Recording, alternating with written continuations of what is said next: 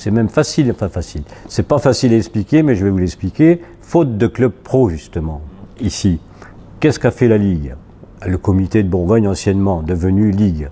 Qu'est-ce qu'on a fait? On se substitue à ce club pro, et c'est la Ligue qui gère les jeunes de haut niveau. Donc la formation, le pôle espoir, on a monté aussi un centre de formation labellisé, où on a 60 jeunes garçons et filles, 30 au pôle espoir, ce qui veut dire qu'on a 90 jeunes aujourd'hui qui sont dans nos structures, pôle espoir, CREF et dans notre formation.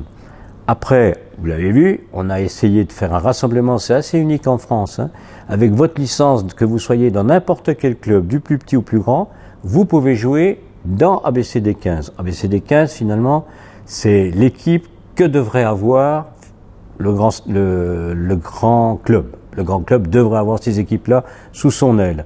Comme il ne les a pas, on se substitue. Et ce que vous venez de dire est très juste, parce que tous ces noms que vous venez de dire, les Retières, les Chats, etc., sortent de cette formation bourguignonne franc-comtoise.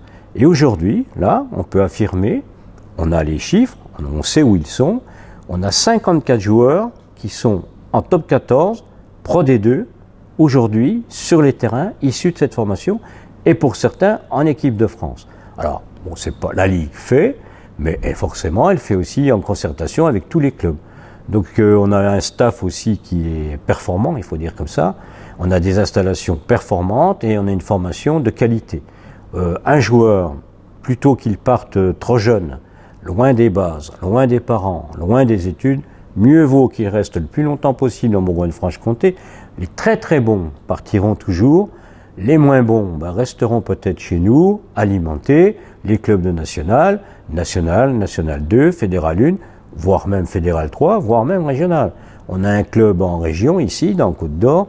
Quand le gamin joue en ABCD 15, le club perd, et quand le gamin d'ABCD 15 joue avec eux, le club gagne. Donc la question, elle est là. C'est celle qu'il faut se poser aussi. Donc le but de notre formation, c'est ça, c'est de permettre à toute fille et tout garçon de pouvoir jouer au plus haut niveau, jouer au niveau qu'il mérite. Si vous avez un garçon au pôle espoir et puis que vous lui offrez une compétition régionale, il n'y a rien de péjoratif dans ce que je suis en train de dire, dans une compétition régionale, il va vite se désabuser et partir. Et sera repéré par d'autres clubs qui vont lui offrir, eux, directement, la possibilité de jouer à haut niveau. Et ça, c'est ce qu'il veut. Par contre, nous, on lui offre la possibilité de poursuivre ses études, parce qu'on suit aussi les études des garçons et des filles. Ensuite, on lui offre la possibilité d'hébergement, de pensionnat, et le haut niveau, les entraînements, la culture, la médecine, les kinésies, ils ont tout apporté. Et puis après, on leur offre la possibilité de jouer à leur niveau.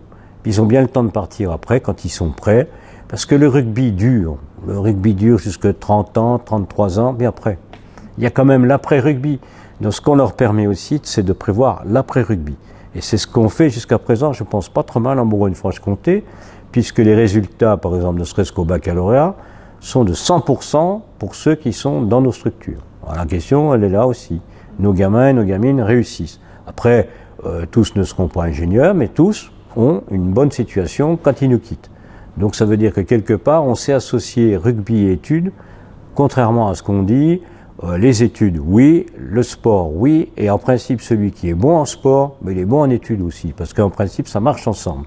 Et quand j'entends des fois les gens dire « Ah ben non, il peut pas, parce que, vous voyez, cette année, c'est pour ses études. » Je dis « Non, les études, bien sûr, mais le sport en même temps. » Et ceux qui s'entraînent, qui vivent au quotidien, au milieu des sportifs, et qui ont une activité sportive tout au long de l'année, réussissent en études. C'est mathématique.